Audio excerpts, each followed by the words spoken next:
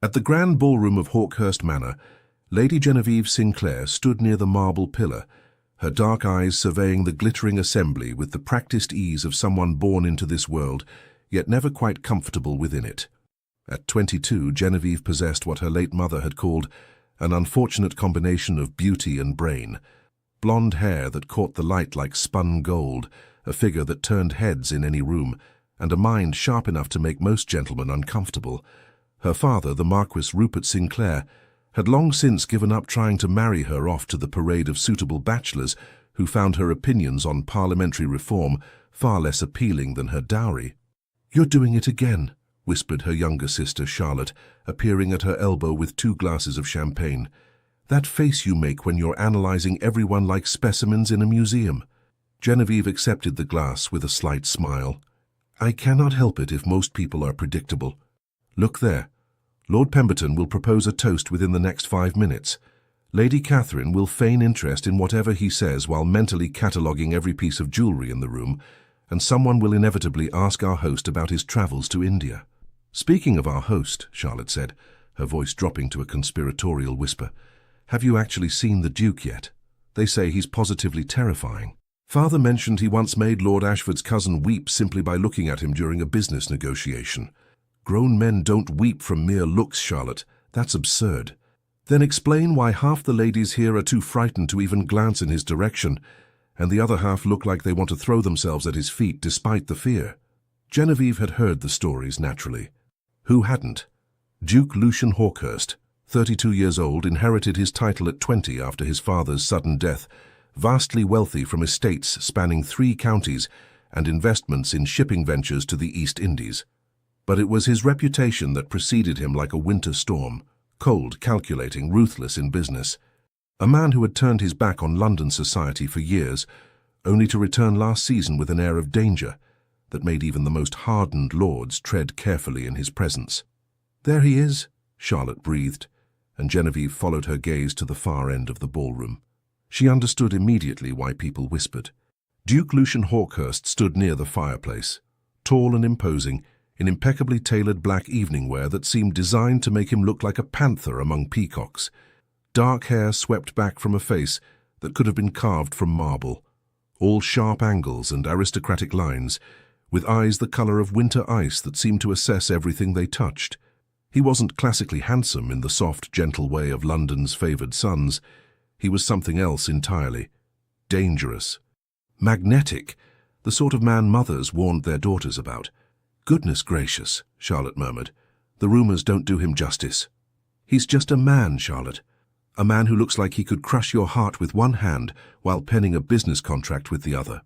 Genevieve was about to respond when the majordomo's voice rang out. "Distinguished guests, His Grace requests your presence in the dining hall. Dinner is served."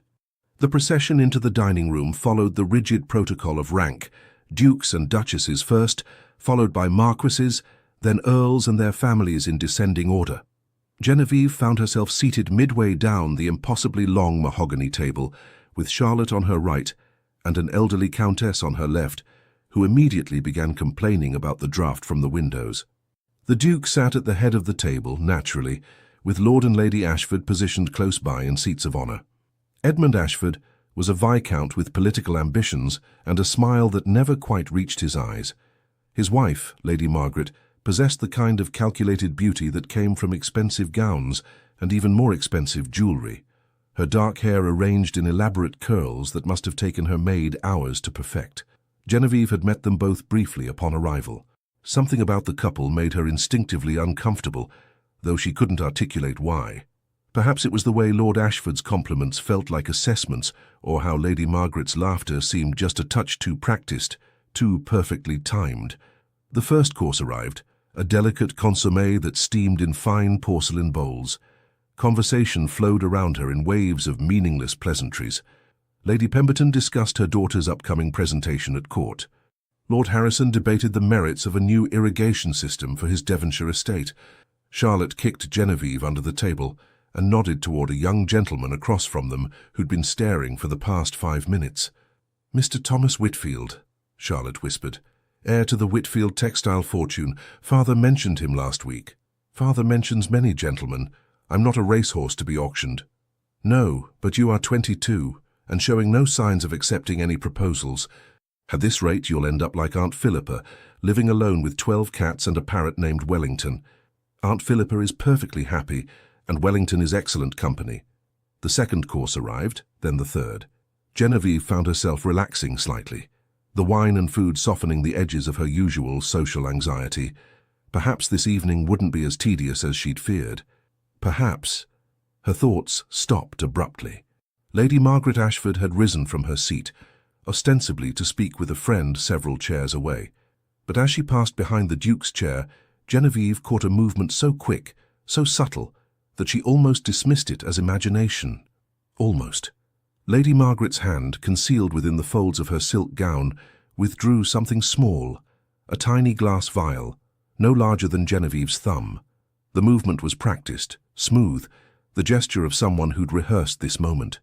As Lord Edmund engaged the Duke in animated conversation about shipping routes, gesturing expansively enough to draw attention, his wife's fingers moved with surgical precision.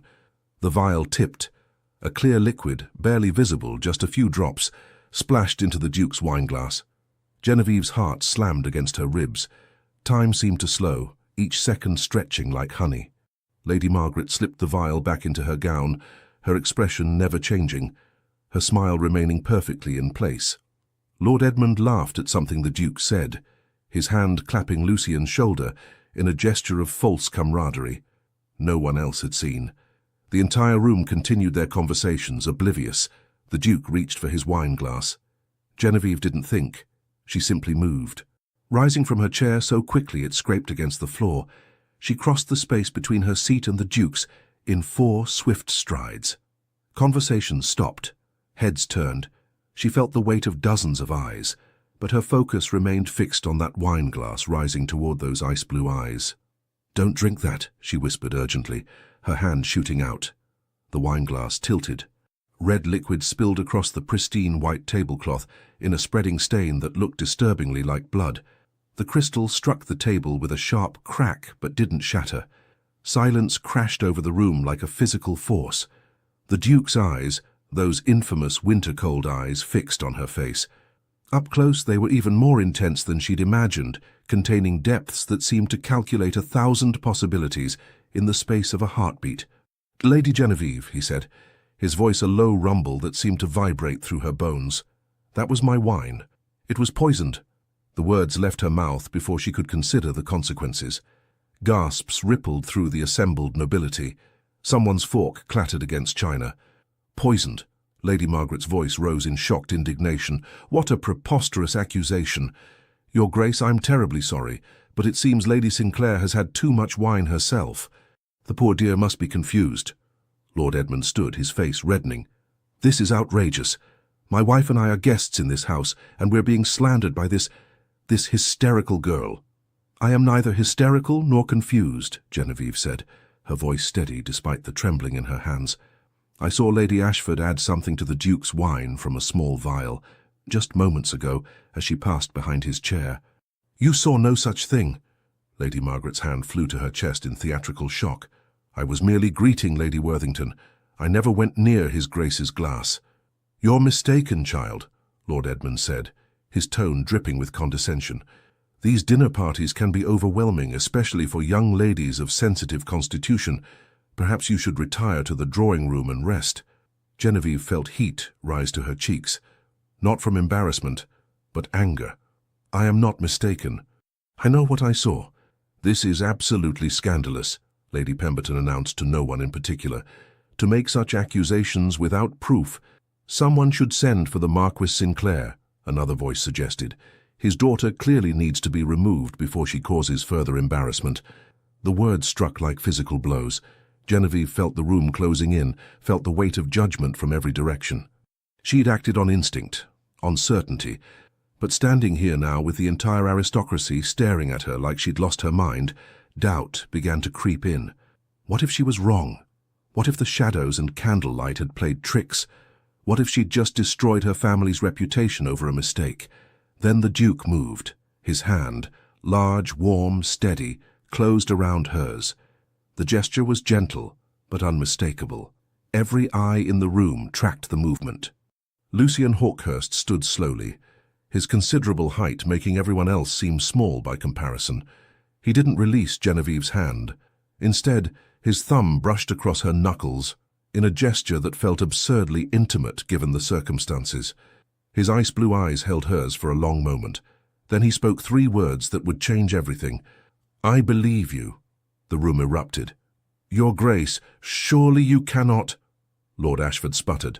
"I believe Lady Genevieve," Lucian repeated, his voice cutting through the noise like a blade through silk. "And I suggest we investigate this matter thoroughly before anyone leaves this house." Lady Margaret's face had gone pale. "This is ridiculous. We are your guests.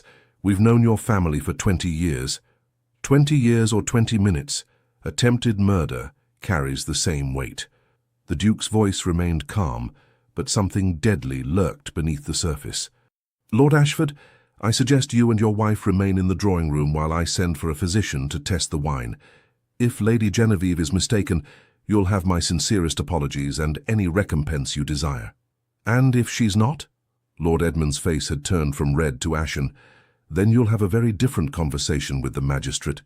The Ashfords exchanged a glance, quick, panicked, speaking volumes. Then Lady Margaret did something that sealed their fate. Her hand moved toward the hidden pocket in her gown where the vial rested. "Don't," Lucian said softly, but with such command that Margaret's hand froze mid-movement. "Whatever you're reaching for, I suggest you reconsider." Lord Edmund grabbed his wife's arm. "We don't have to tolerate this humiliation. We're leaving." "No one is leaving," the Duke said, and though he didn't raise his voice, something in his tone made it clear this wasn't a request. He looked toward his butler. "Jameson, send for Dr. Whitmore immediately, and ensure that Lord and Lady Ashford's carriage is temporarily unavailable." "Your Grace," Lord Edmund's voice cracked, "you cannot hold us prisoner in your home." "I can do whatever is necessary to protect my household and my guests, which, I should note, includes determining why someone would attempt to poison me at my own dinner table." Lucian's eyes were chips of ice. "Now shall we adjourn to the drawing room and wait for the physician, or would you prefer to make this even more interesting?" The threat hung in the air like smoke. Lord Ashford's jaw worked soundlessly. Lady Margaret looked like she might faint, all her practiced composure crumbling. "The drawing room," Edmund finally managed. "But this is a mistake, a terrible mistake. We shall see." As footmen moved to escort the Ashfords from the dining room, Lucian finally released Genevieve's hand. She immediately felt the loss of that steady warmth. "Lady Genevieve," he said, his voice pitched for her ears alone, "I would speak with you privately, if you're amenable." Her father appeared at her elbow, his face creased with concern. "Genevieve, what in heaven's name—" "Father, I'll explain everything, but first—" She looked at the Duke, at those penetrating eyes that seemed to see straight through to her bones. "Yes, Your Grace, I'm amenable." Charlotte squeezed her arm as she passed. "You're either the bravest person I know or the maddest," she whispered. "Possibly both." Genevieve followed the Duke from the dining room, acutely aware of every whisper, every stare following their departure. She just accused prominent members of society of attempted murder in front of the entire aristocracy. Her reputation would either be vindicated or destroyed by whatever happened next. There was no middle ground anymore. The Duke led her to his study, a masculine room of dark wood and leather, shelves lined with books and maps, a fire crackling in the hearth. He closed the door, then leaned against his desk, regarding her with an expression she couldn't quite read. "That," he said finally, "was either the bravest or most foolish thing I've witnessed in recent memory." "I saw what I saw," Genevieve said, lifting her chin. "Even if the entire world thinks me mad, I know what Lady Ashford did. I don't think you're mad." He moved closer and she caught the scent of sandalwood and something darker, more complex. "I think you have exceptional observational skills and no sense of self-preservation. Would you rather I'd said nothing, let you drink poison?" "No." The word was soft but absolute. "No, I'm grateful beyond measure. I'm simply trying to understand why you risked everything to save a man you've never even met." Genevieve considered the question. "Because it was the right thing to do. Because I couldn't live with myself if I'd stayed silent. Because—" She paused, searching for words. "Because some things matter more than reputation or propriety." Something shifted in his expression, a crack in that icy facade. Most people would disagree with that assessment. Then most people are cowards. To her surprise, he laughed. It was a rusty sound, as if he didn't do it often, but genuine. "You're unlike anyone I've ever met, Lady Genevieve."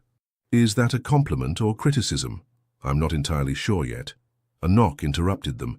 Jameson, the butler, entered with a silver tray bearing a fresh glass of wine, and Dr. Whitmore, a thin man with spectacles and the permanent expression of someone who'd seen too many of society's secrets.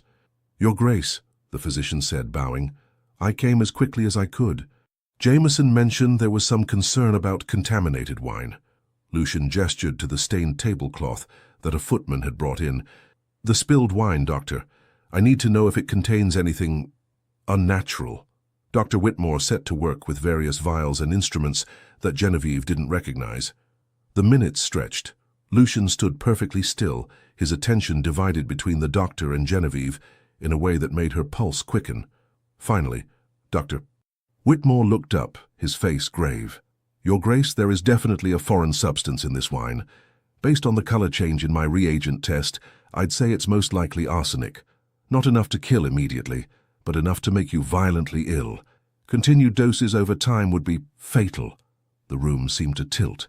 Genevieve grabbed the edge of the desk to steady herself. "Arsenic," Lucian repeated, his voice deadly calm. How thoughtful of Lord and Lady Ashford. "Subtle enough to seem like natural illness. Shall I inform the magistrate?" Jameson asked. "Not yet. First, I want to understand why." The Duke's eyes found Genevieve's. "You saved my life tonight, Lady Genevieve. That is not a debt I take lightly." "I don't want your debt, I just want justice. You may find those two things are more connected than you realize." He moved to the window, staring out at the dark gardens. "The Ashfords will deny everything, naturally. They'll claim the contamination happened after the wine was spilled, or that someone else had access to my glass. Without the vial Margaret used, it's her word against yours." "Then we search her," Genevieve said. "The vial must still be in her gown. She'll have disposed of it by now, thrown it in the fire, dropped it in a plant pot, given it to her maid to hide. She's not stupid, just desperate."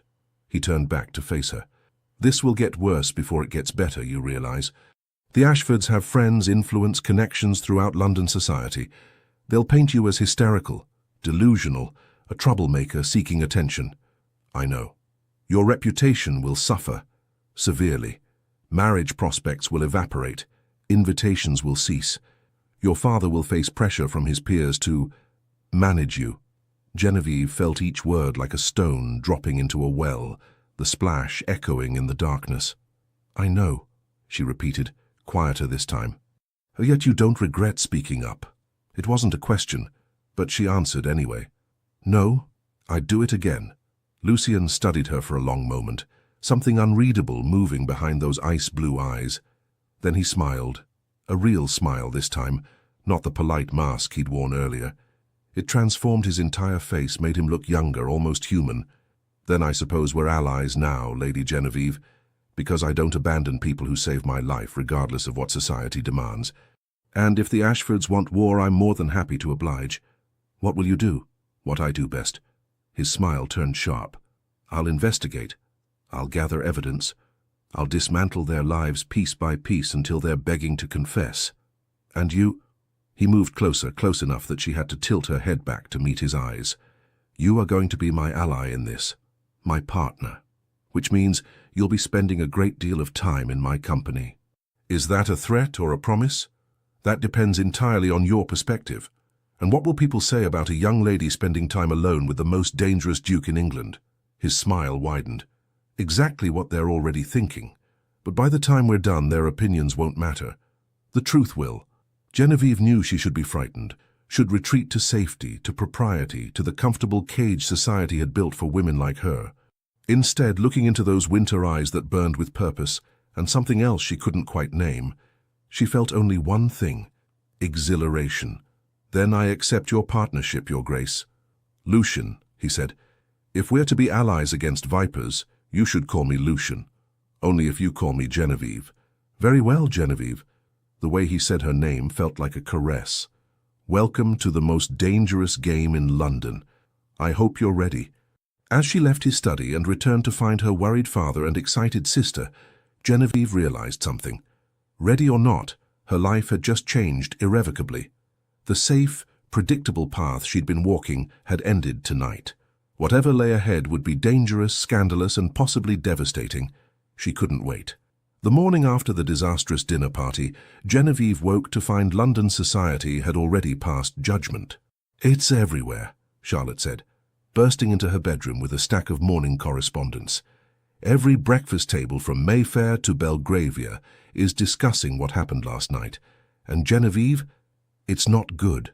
Genevieve sat up, accepting the letters with trepidation. The first was from Lady Pemberton, politely but firmly uninviting her to next week's garden party. The second was from Mrs. Caroline Thornbury, cancelling their scheduled visit to discuss charitable work. The third, fourth, and fifth followed similar patterns. Invitations withdrawn, engagements postponed indefinitely, social doors closing with the soft but definitive click of rejection. "What does father say?" Genevieve asked, setting the letters aside. "He's in his study. He's been in there since dawn with Lord Whitmore and Lord Harrison. I heard raised voices." Charlotte perched on the edge of the bed, her usual cheerfulness dimmed. "They're saying terrible things, Jenny. That you've always been odd.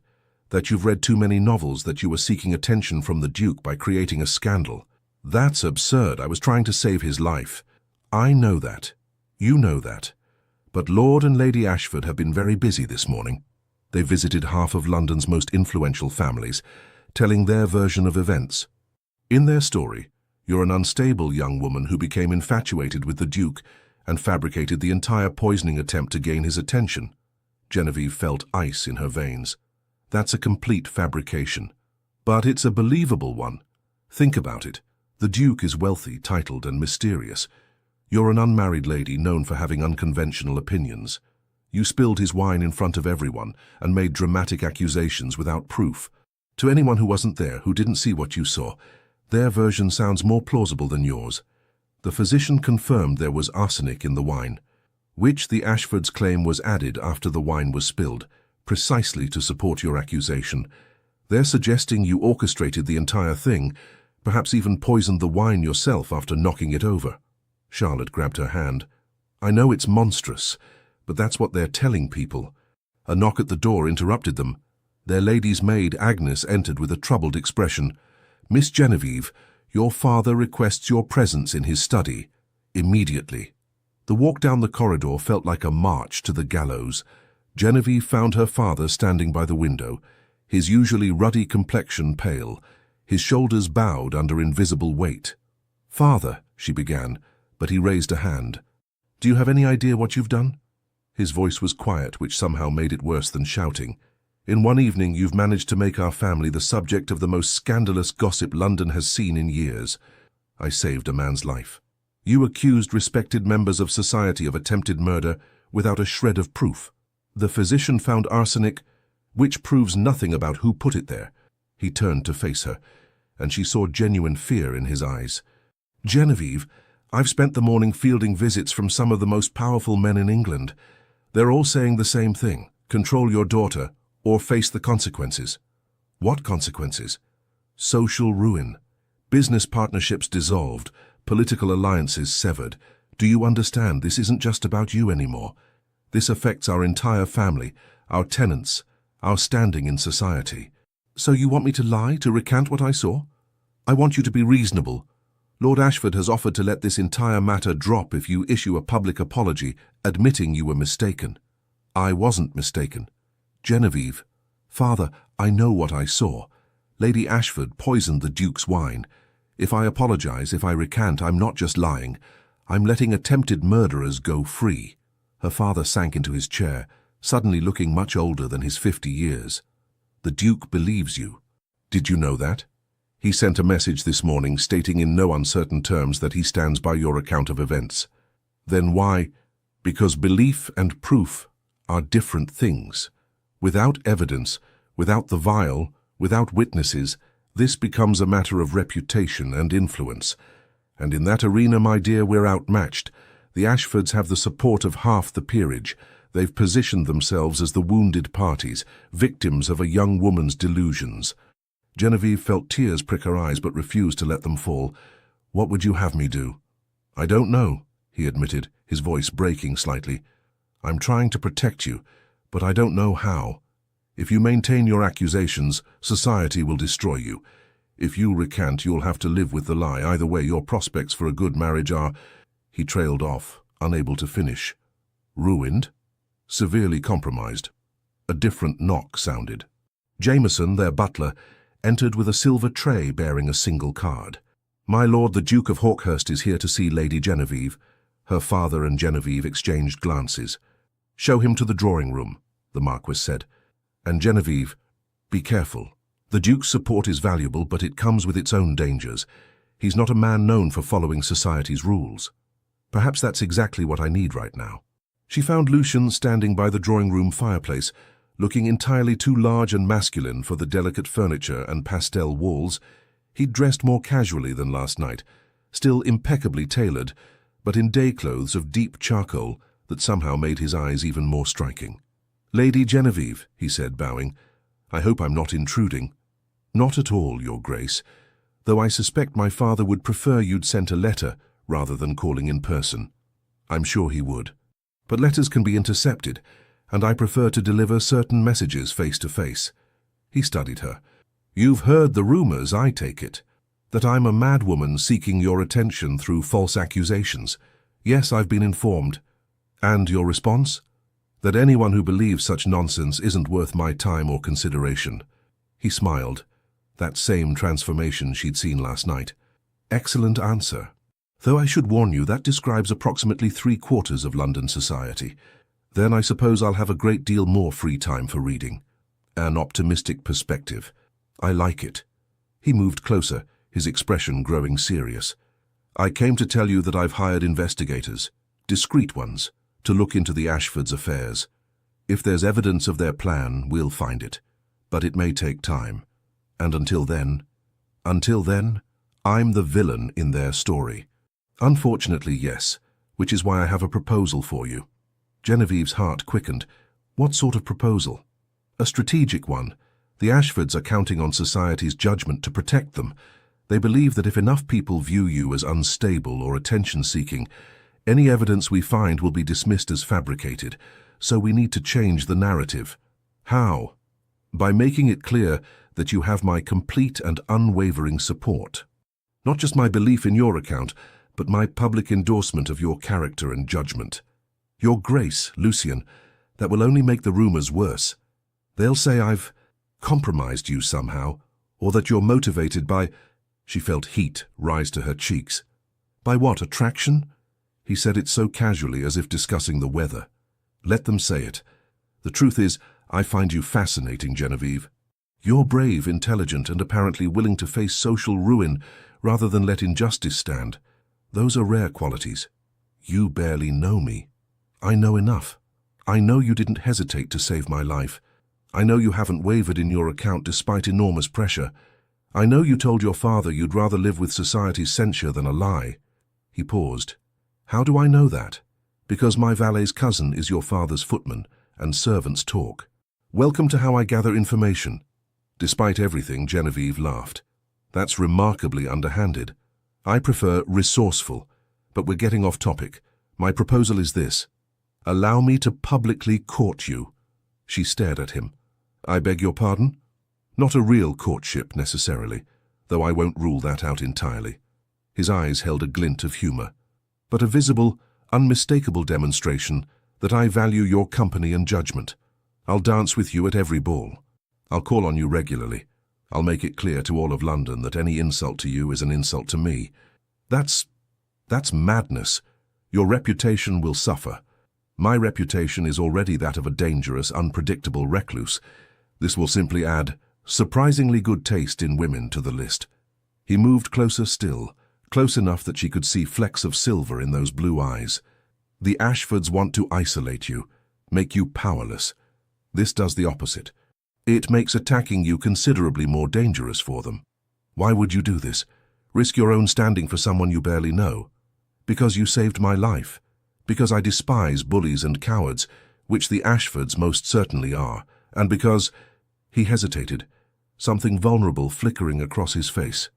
Because I've spent years keeping everyone at arm's length, trusting no one, expecting betrayal from every corner.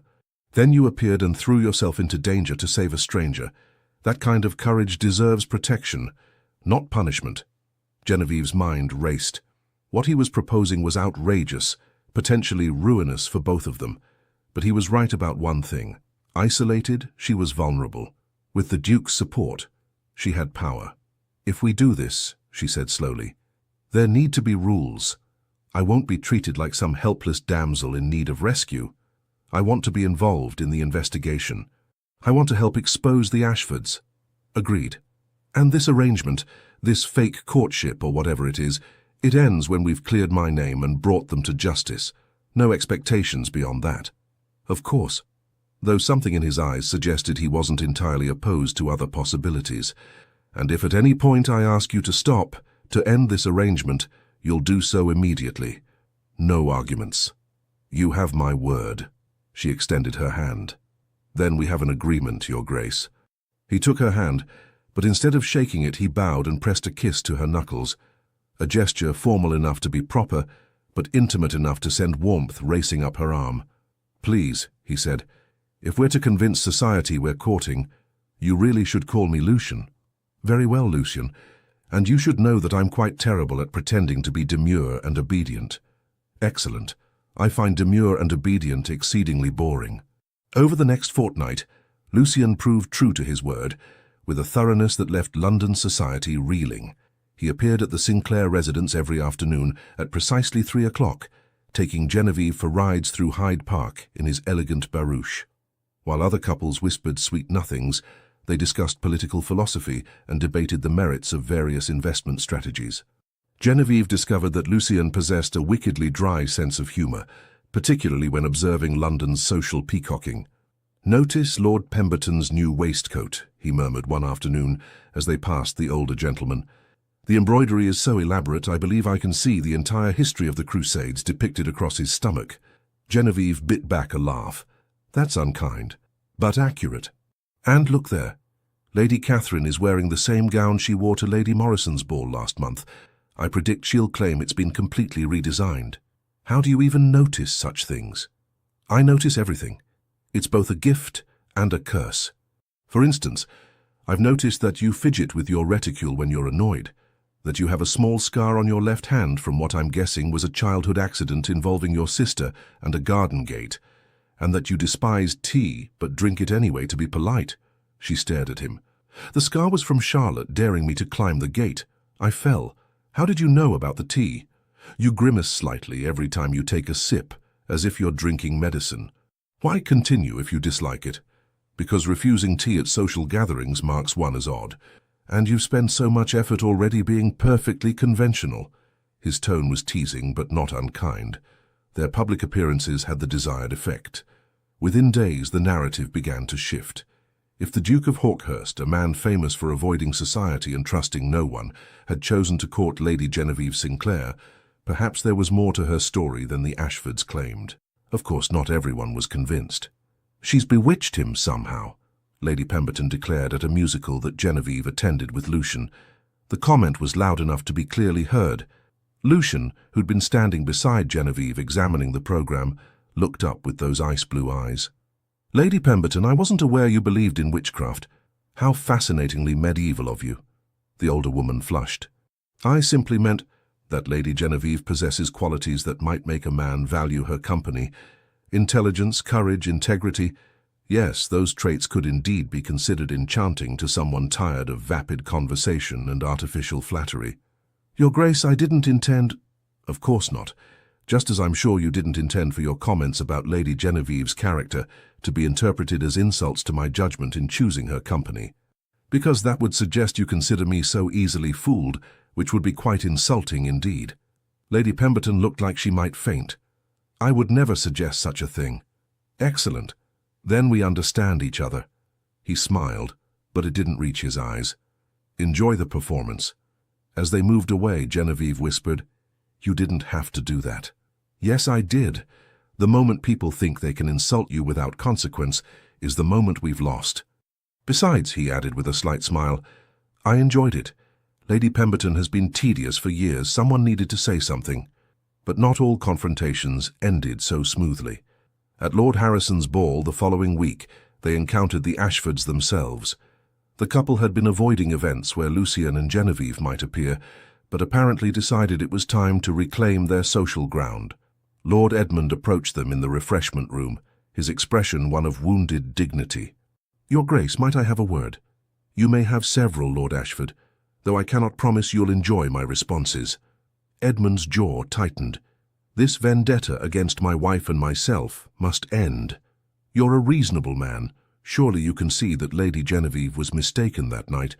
The wine was tested after it had been spilled and handled by numerous servants. Any contamination could have occurred then. Interesting theory. Except Dr. Whitmore confirmed the poison was dissolved in the wine, not added to the stain afterward. The chemical composition was quite clear on that point. Then someone else must have poisoned it before dinner was served. A disgruntled servant, perhaps. My wife and I would never—" "Lord Ashford," Lucian interrupted, his voice dropping to a dangerous quietness, "I'm going to give you some advice. Stop talking. Stop spreading rumors. Stop pretending to be the injured party. Because the more you protest, the more attention you draw to your actions that night. And I promise you, I will find evidence of what you did. It's only a matter of time." "You cannot prove something that didn't happen." "Can't I? I've already discovered some fascinating information about your financial situation. Gambling debts, Lord Ashford? Quite substantial ones. And your shipping investments, the ones you convinced my father to recommend to me years ago. They've all mysteriously failed, haven't they? Yet somehow you've managed to purchase a new estate in Surrey." Edmund's face went pale. "Those are private matters." "Nothing is private when attempted murder is involved. I have investigators looking into every transaction, every business dealing, every conversation you've had in the past 5 years. If there's evidence of your plan to poison me gradually, to make it look like natural illness, to forge documents giving you control of my estates, I will find it." "That's preposterous. I never—" But Edmund's face had gone from pale to ashen, and his hands trembled slightly. "Shall we test that assertion? I think the magistrate would be very interested in examining your wife's recent purchases from certain apothecaries. Arsenic is surprisingly well documented when bought in quantity." Lord Ashford opened his mouth, closed it, then turned and walked away without another word. Genevieve realized she'd been holding her breath. "Did you mean all that? About the evidence?" "Every word. My investigators have been very thorough." He guided her toward the ballroom. "The Ashfords have been living beyond their means for years, funded by investments they convinced my father to make before his death. When those investments failed, suspiciously I might add, they needed another source of income. My estates, my fortune would have provided that. A gradual poisoning, a forged codicil to my will naming Edmund as executor. It's actually quite clever, if morally reprehensible. Can you prove it?" "Not yet, but I will." He paused as they reached the dance floor. "In the meantime, I believe this is our waltz." As he swept her into the dance, Genevieve marveled at how natural this had become. His hand at her waist, her hand in his, moving together as if they'd done this 1,000 times.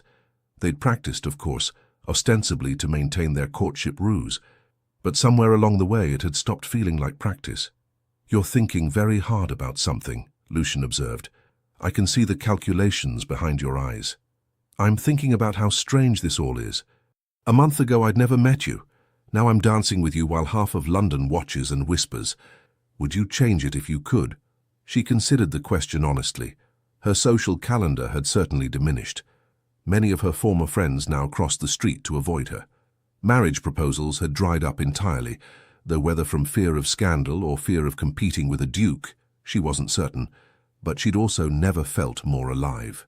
"No," she said finally. "No, I wouldn't change a thing. Though I think that says something rather damning about my character. It says you value truth over comfort. That's not damning. It's extraordinary." The way he looked at her when he said it made her heart stutter. This was supposed to be pretend, she reminded herself. A strategic alliance. Protection in exchange for cooperation. So why did it feel increasingly real? "Lucian," she began, but he shook his head slightly. "Not here. Too many ears. Too many eyes." But soon, Genevieve. Soon we'll talk about everything that's unspoken between us. And if I'm not ready for that conversation, then we'll wait until you are. I'm a patient man when something matters." The dance ended, and he escorted her back to her father, who'd been watching from the sidelines with an expression caught between approval and concern. "Your Grace," the Marquis said, bowing, "you're very kind to show my daughter such attention." "It's no kindness, my lord. I find her company the most entertaining in London." He turned to Genevieve. "Until tomorrow afternoon?" "Until tomorrow." She watched him leave, cutting through the crowd with that predatory grace that made people instinctively step aside. "He's serious about you," her father said quietly. "I've known Lucian Hawkhurst since he was a boy. I've never seen him look at anyone the way he looks at you. It's just an arrangement, father, a strategy to protect my reputation." "Is it? Because from where I'm standing it looks like considerably more than that." Genevieve didn't answer, couldn't answer, because her father was right, and that terrified her more than any scandal. She'd agreed to a fake courtship with England's most dangerous duke. She just hadn't anticipated it might become real. The investigation into the Ashfords progressed with methodical precision over the following weeks. Lucian's investigators, former Bow Street runners with connections throughout London's underworld, uncovered a trail of financial desperation and careful planning. "Look at this," Lucian said one afternoon in his study, spreading documents across his desk for Genevieve's inspection.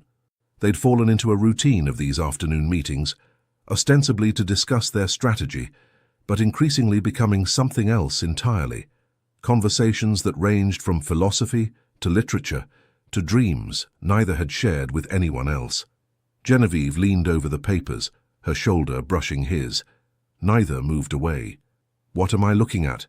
"Receipts from an apothecary shop in Cheapside. 3 purchases of arsenic trioxide over the past 6 months, all signed by a Mrs. Ashworth. Has noticed the similarity to Ashford? That's not enough for a magistrate. She could claim it was for pest control, which is a legitimate use. True, but combined with these..." He produced another set of documents. "Gambling debts totaling nearly £15,000, owed to some rather unsavoury characters.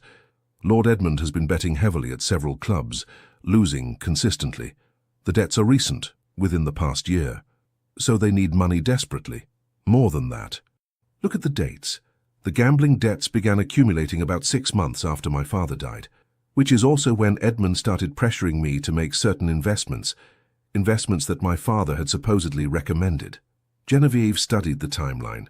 "You think they planned this from the beginning, even before your father died?"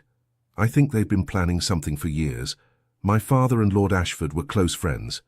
Edmund was named executor of his will, trustee of certain assets. When my father died, suddenly," he paused, something dark crossing his face. "You don't think..." "I don't know what to think. My father had been in perfect health. Then one day he complained of stomach pains, and within a week he was dead. The physician said it was a sudden illness. But now, knowing what the Ashfords attempted with me..." Genevieve felt ice in her veins. "Lucian, if they poisoned your father too, this isn't just attempted murder. This is something I cannot prove, not yet. His body was buried 2 years ago. Any evidence is long gone." His hands clenched into fists on the desk. "But if I can prove they tried to poison me, if I can demonstrate their financial motive and their access to arsenic, perhaps the magistrate will consider reopening the investigation into my father's death." She covered his hand with hers, a gesture of comfort that felt natural now. "We'll find the proof, we have to."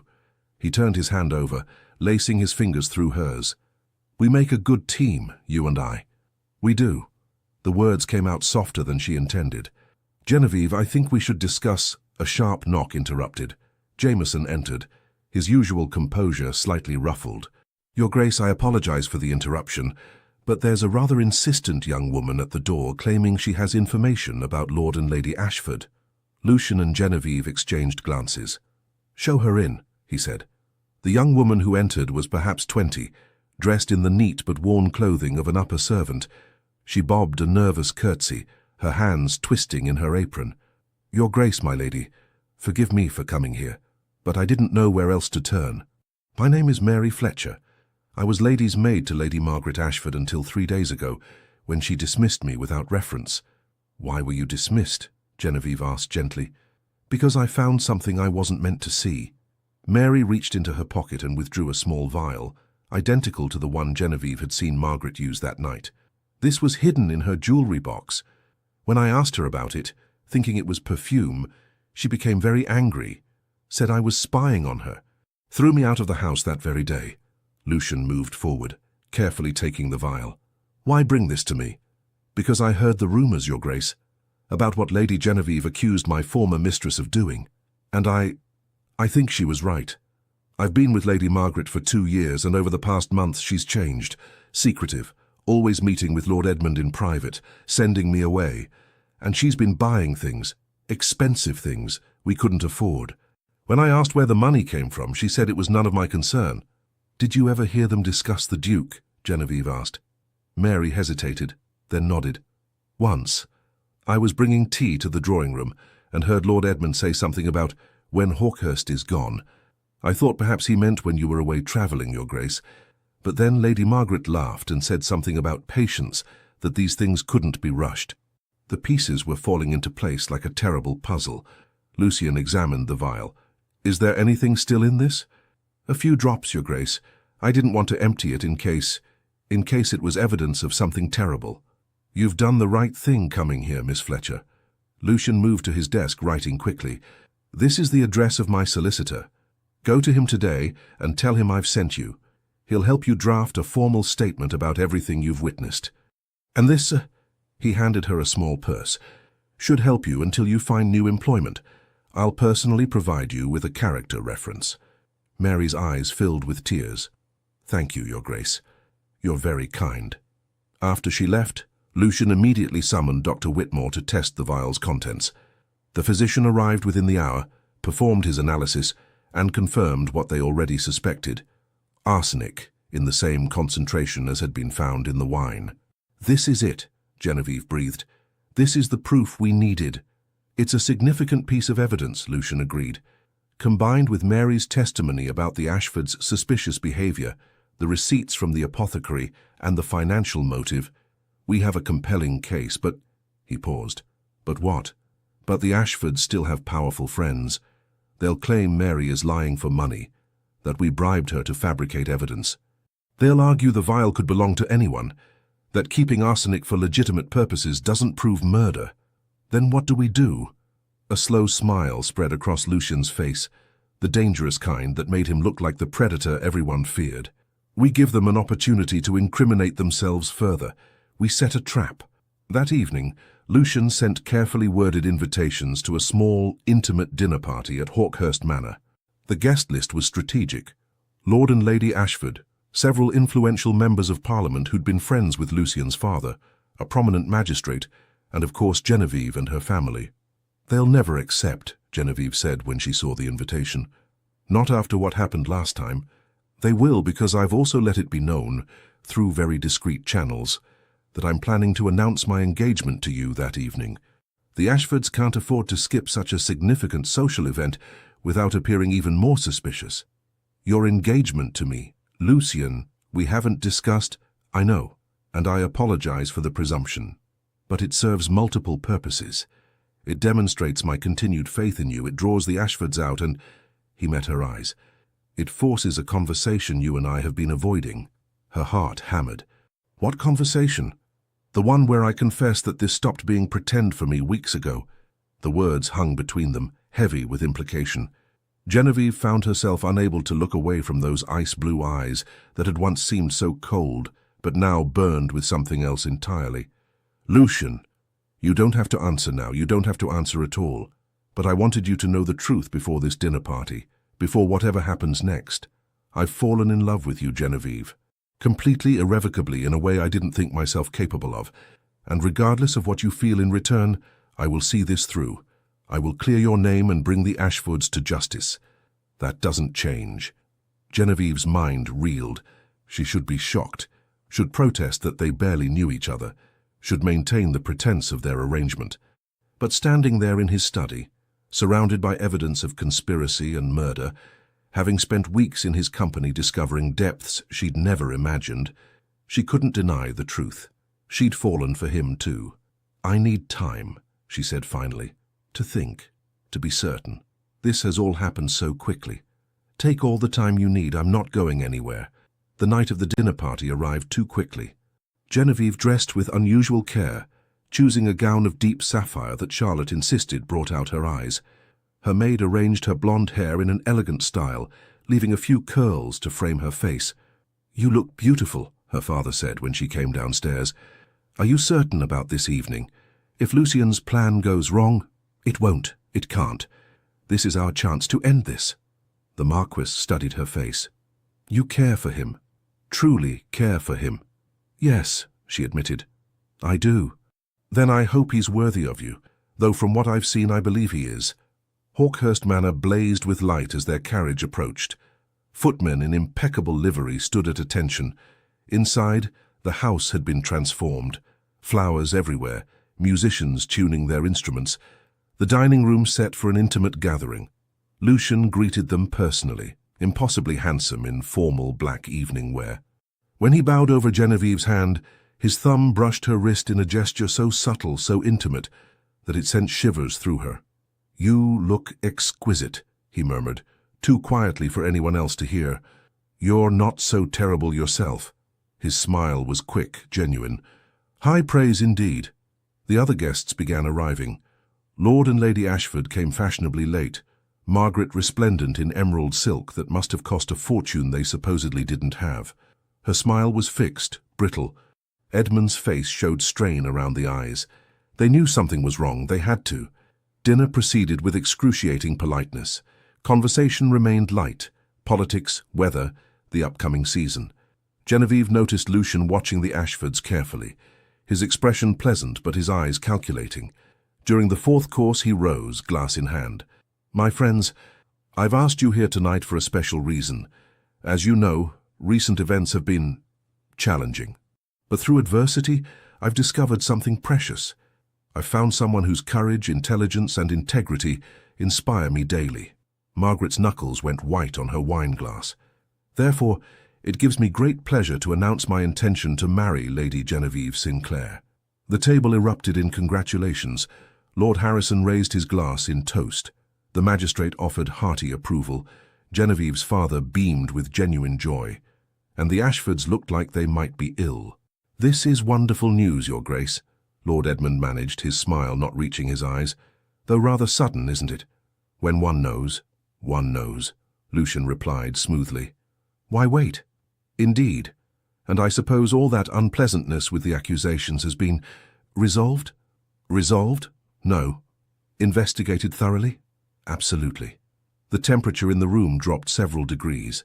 Margaret set down her glass with a sharp click. "Surely you're not still pursuing that absurd matter?"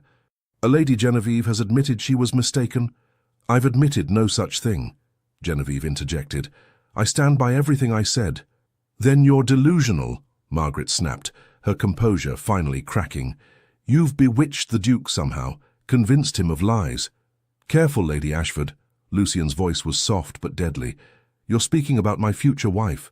Your future wife is a liar and a troublemaker who nearly destroyed our reputation."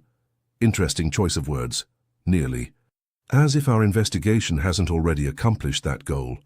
Edmund stood abruptly. "We don't have to tolerate these insults. Margaret, we're leaving." "Please do," Lucien said. "But before you go, I thought you might be interested in seeing something." He produced the vial Mary had brought. "Recognize this." Margaret's face went chalk white. "Found in your jewelry box by your former maid.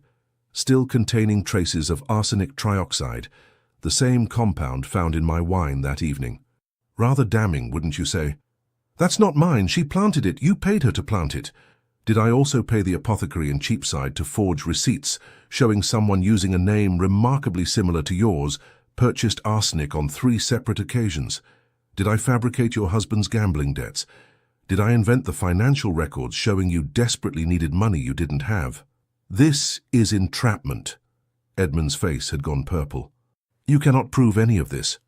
The magistrate, who'd been listening intently, set down his napkin. "Actually, Lord Ashford, the evidence seems quite substantial. Combined with Lady Genevieve's eyewitness account and the physical evidence of the vial and contaminated wine, I believe there's sufficient cause to investigate further." "You're taking his side," Margaret shrieked. "We've been friends with your family for years." "Which makes this all the more disappointing." The magistrate stood. "Lord and Lady Ashford, I'm formally requesting you both accompany me to answer some questions about the events of that evening and your recent activities." "This is ridiculous." But Edmund's bluster was fading, replaced by genuine fear. "We've done nothing wrong." "Then you have nothing to fear from an investigation." Lucian's voice was cold. "Unless, of course, there's more you'd like to confess, such as whether this was your first attempt at poisoning someone for financial gain, or whether my father's sudden death 2 years ago wasn't quite as natural as it seemed." The blood drained from both their faces. "That's slander," Edmund gasped. "You cannot possibly suggest—" "I can suggest whatever the evidence supports, and my investigators have uncovered some very interesting facts about the timing of my father's illness, your financial difficulties, and your proximity to him during his final days." Lucian moved closer, and both Ashfords instinctively stepped back. "Here's what's going to happen. You're going to cooperate with the magistrate's investigation. You're going to confess to your attempt to poison me, and if I find even a shred of evidence linking you to my father's death, I will ensure you both hang for murder." "We didn't kill your father," Margaret cried. "We only tried to—" She stopped, realizing what she'd admitted. Silence crashed over the room. "You only tried to what, Lady Margaret?" the magistrate asked quietly. "Please, do continue." Margaret looked at Edmund, who'd sunk into his chair, his face in his hands. All their practiced denials, their careful lies, had crumbled in an instant. "We tried to make him sick," she whispered finally. "Just sick enough that he'd need help managing his affairs. Edmund was supposed to take over gradually, make some investments, recover our losses. But we never meant to kill him. We weren't giving him enough for that. But you were poisoning him." Lucian's voice was deadly quiet. "Slowly, methodically, hoping to incapacitate him enough to gain control of his fortune. It wasn't supposed to be permanent, just temporary, until we could recover our financial position. And when I refused to make the investments you wanted, when I started questioning the arrangements my father had made, you decided to try again. But this time you planned to kill me, to forge documents making Edmund my executor, giving you control of everything." Edmund's head snapped up. "How did you—" "I found the forged documents in your study. You really should have better locks or more loyal servants. Your butler was quite helpful once I explained the situation." The Ashfords were finished, and they knew it. As the magistrate called for the constables he'd had waiting outside, both Edmund and Margaret seemed to shrink, their elegant veneer cracking to reveal the desperate, greedy people beneath. "I'm sorry," Margaret said as the constables led them away. "We were drowning in debt. We had no choice." "There's always a choice," Genevieve said quietly. "You chose wrong." After they were gone, the remaining guests sat in stunned silence until Lord Harrison finally raised his glass. "To justice, and to Lady Genevieve, whose bravery made this possible." "To Lady Genevieve," the others echoed. Genevieve felt tears prick her eyes, relief, vindication, and something else she couldn't quite name. When she looked at Lucian, he was watching her with an expression of such pride and tenderness that her breath caught. The guests departed soon after, leaving Genevieve and Lucian alone in the drawing room. The fire crackled in the hearth. Outside, rain had begun to fall, pattering against the windows. "It's over," she said wonderingly. "It's actually over. Your name is cleared. Society will have no choice but to accept the truth now." "And your father? Will they investigate?" The magistrate promised to look into it. "With the Ashfords' confession about poisoning him, there's cause to examine the circumstances more closely. Even if we can't prove they killed him, they'll face charges for what they did to me. That's something." Genevieve moved to the window, watching the rain streak down the glass. "I should feel triumphant, but I just feel tired. That's the exhaustion of battle ending. You've been fighting for weeks. It's natural. What happens now to us, I mean?" She turned to face him. "You announced our engagement tonight. Everyone believes we're to be married." "Yes." He moved closer, his expression uncertain, the first time she'd seen him anything less than completely confident. "I apologize for the presumption. I shouldn't have announced it without your explicit consent. If you wish to call it off, to claim it was part of the ruse to draw out the Ashfords, I'll support whatever story you choose." And if I don't want to call it off? His eyes widened slightly. Genevieve, you said this stopped being pretend for you weeks ago, when you fell in love with me. She took a breath, gathering her courage. It stopped being pretend for me too.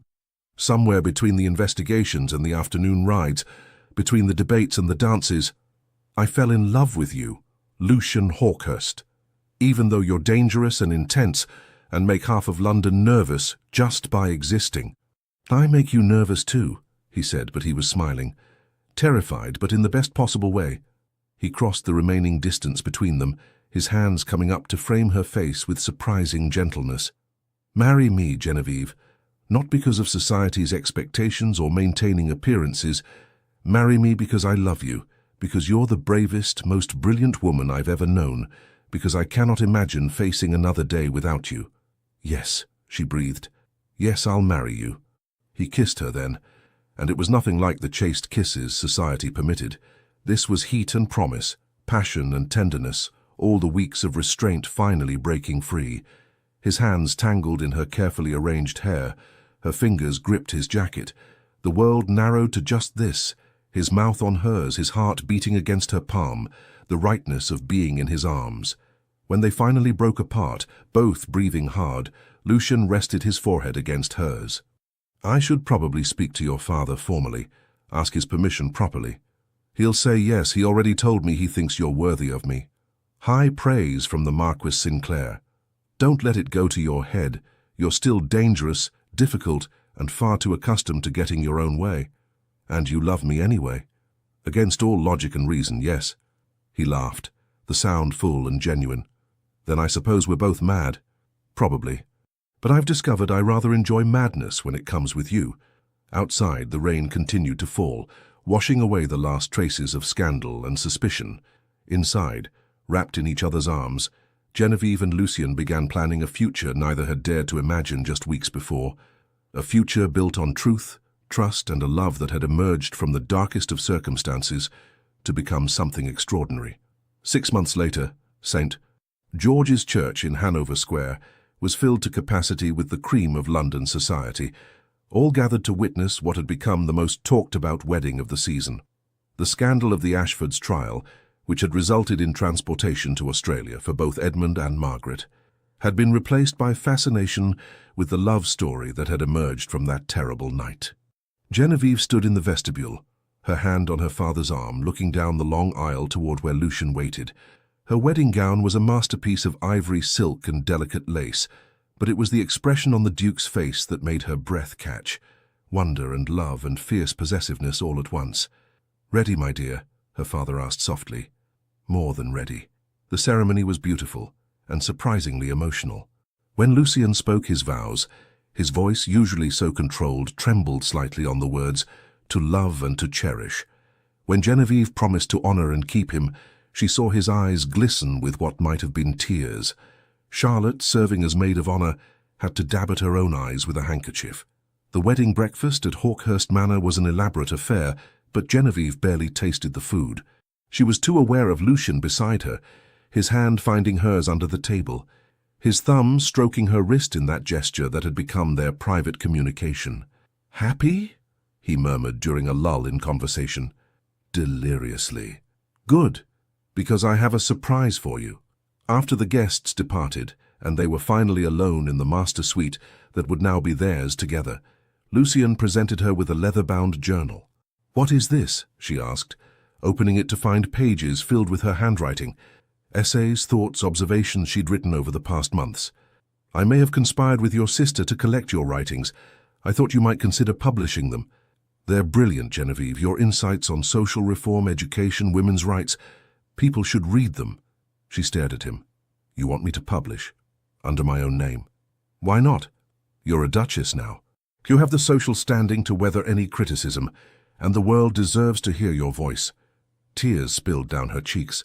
"Has anyone ever told you that you're quite possibly the most remarkable man in England? I believe you mentioned it once or twice, usually right before calling me insufferable. You are insufferable and remarkable, and mine." "Yours," he agreed, pulling her close. "Always yours." Their first year of marriage was everything Genevieve had never dared to hope for. Lucian proved to be an attentive, passionate husband who delighted in her company and encouraged her intellectual pursuits. True to his word, he helped her publish her essays, which garnered both controversy and acclaim. "Listen to this," she said one morning at breakfast, reading from the Times. "The new Duchess of Hawkhurst challenges conventional thinking with unusual directness."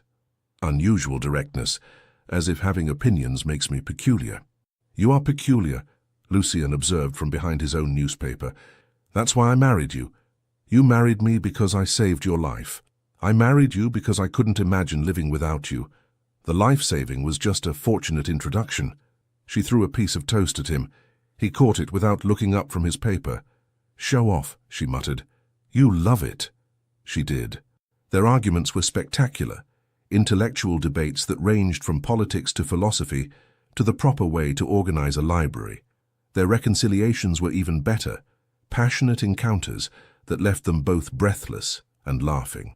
"We're terrible at fighting," Genevieve said one evening after a particularly heated debate about parliamentary reform had ended with them in bed. "We're excellent at fighting. We're just better at making up. Semantics. You love semantics. I love you, you impossible man. I know, it's my greatest achievement."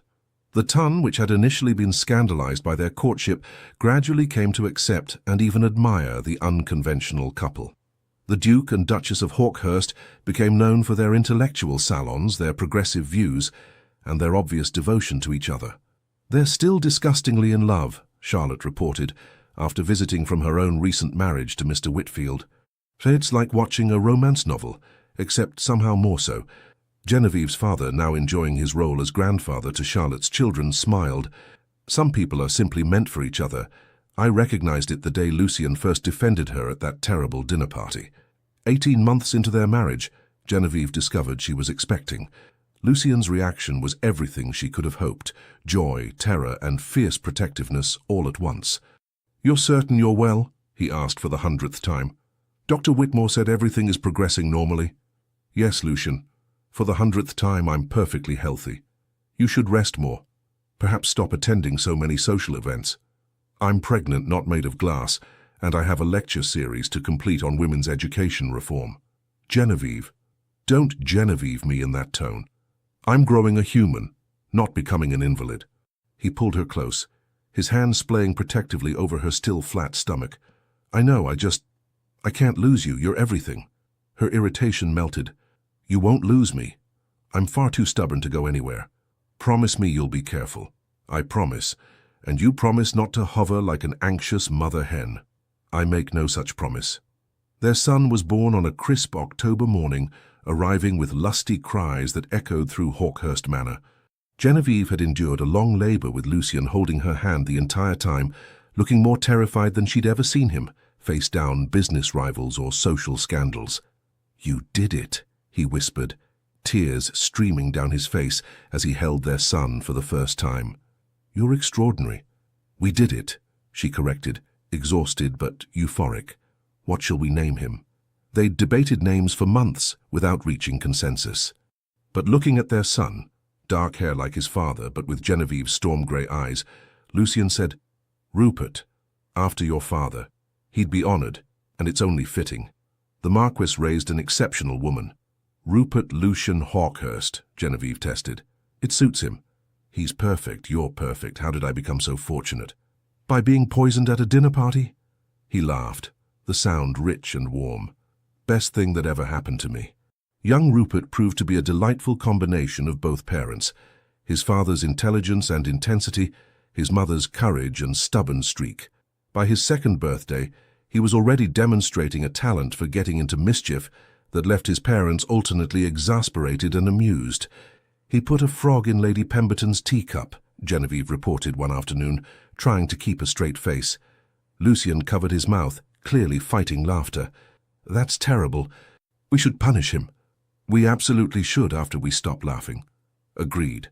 They found him in the garden, covered in mud, examining beetles with the intense focus that was pure Hawkhurst. "Rupert, my darling," Genevieve said, crouching down. "We don't put frogs in people's tea." "Why not? The frog was thirsty." Lucian turned away, shoulders shaking. "Because it's not polite." Would you like it if someone put a frog in your milk? Rupert considered this gravely. No, but the frog might. That's actually a fair point, Lucian managed. You're not helping, Genevieve muttered. That evening, after Rupert had been bathed, fed, and put to bed with a story about brave knights and clever ladies, Genevieve and Lucian sat in their private sitting room, her feet in his lap as he massaged them, a nightly ritual she'd come to cherish. Do you ever think about that night? She asked. The dinner party where everything changed. Every day, though my perspective on it has shifted. It's no longer the night someone tried to kill me, it's the night I met you. Rather dramatic circumstances for a first meeting. Fitting, though, nothing about us has ever been conventional. She smiled, thinking about their journey, from accusation and scandal to partnership and love. I suppose not, but I wouldn't change any of it. Not even the parts where half of London thought you mad. Especially not those parts. They led me to you. He pulled her closer, kissing her softly. I love you, Genevieve Hawkhurst, more than I thought possible to love anyone. And I love you, my dangerous, impossible, perfect Duke. Perfect? You've definitely hit your head. Perfect for me. That's all that matters. Years passed in a comfortable rhythm of love, laughter and occasional chaos, courtesy of young Rupert, and eventually his younger sister, Clarissa, who arrived 3 years after her brother with the same determination to conquer the world. The Duke and Duchess of Hawkhurst became fixtures of London society, known as much for their progressive salons and intellectual contributions as for their devoted marriage. Genevieve published several more volumes of essays, while Lucian used his influence to champion educational reforms and workers' rights. We're becoming respectable, Genevieve observed one evening at a particularly dull society event. Heaven forbid, Lucian replied. Should I start a scandal to remedy the situation? Please don't. I've had enough scandal to last a lifetime. Fair point.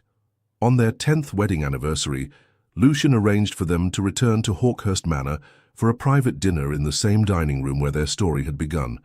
The table was set for 2, candles casting the same dancing shadows she remembered from that fateful night. Feeling nostalgic? She asked as he pulled out her chair. Grateful. I wanted to return to where it all started and remember how fortunate I am. We both are. He poured wine, a different vintage, she noticed, with a smile, and raised his glass. To the woman who saved my life in more ways than one. To 10 years of marriage, 2 remarkable children, and a love I never expected to find. To second chances, she added, touching her glass to his, and to adventures yet to come.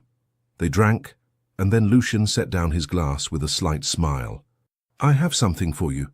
He produced a leather box, opening it to reveal a necklace, a stunning piece featuring a deep blue sapphire surrounded by diamonds. It's beautiful, Genevieve breathed. It belonged to my mother. My father gave it to her on their 10th anniversary. I had it cleaned and reset, but the stones are original. I thought you should have it. Tears filled her eyes. Lucian, I'm honored. Your mother would be proud of the man you've become. She would have loved you. You're everything she was, brave, brilliant, unwilling to accept injustice. He fastened the necklace around her throat, his fingers lingering on her skin in a way that still made her shiver after all these years.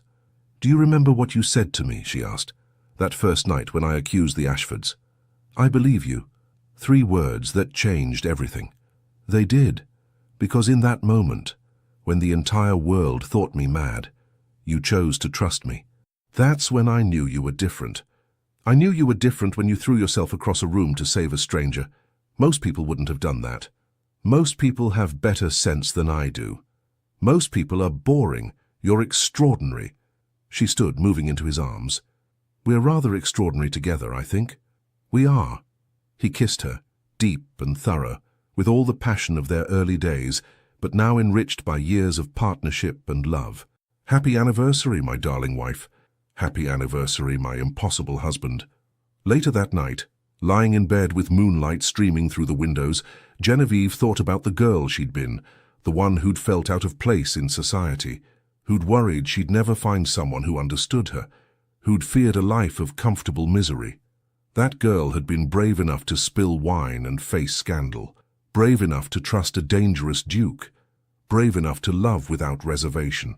And in return, She'd found everything she'd never known she wanted: partnership, passion, purpose, and a family built on mutual respect and genuine affection. "What are you thinking?" Lucian asked sleepily, pulling her closer. "That I'm happy.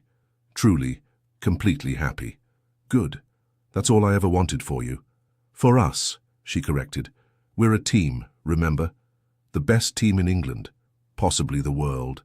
Definitely the world." She smiled in the darkness. Outside, she could hear the night sounds of the estate: owls calling, wind in the trees, the distant sound of the fountain in the garden where Rupert liked to play. This was her life now. This beautiful, chaotic, perfect life. And it had all started with 3 simple words: "I believe you." Sometimes, Genevieve reflected, the greatest love stories begin not with love at first sight, but with trust, with someone choosing to believe you when the world demands doubt, with someone standing beside you when standing alone would be easier. Lucian had given her that, and in return she'd given him something he'd never had before, someone who saw past the dangerous duke to the remarkable man beneath. They'd saved each other, really, not just from poison or scandal, but from loneliness, from doubt, from lives half-lived in fear of judgment. "I love you," she whispered. "I love you too," he murmured back.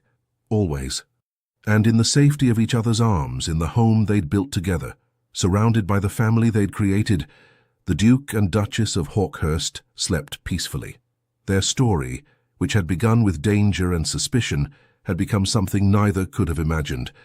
A romance for the ages, built on trust, courage, and a love strong enough to overcome any obstacle. In the years to come, when their children were grown and asked about how their parents had met, Genevieve and Lucian would exchange knowing glances and smile. "It's quite a story," Lucian would say. "The best stories always are," Genevieve would add.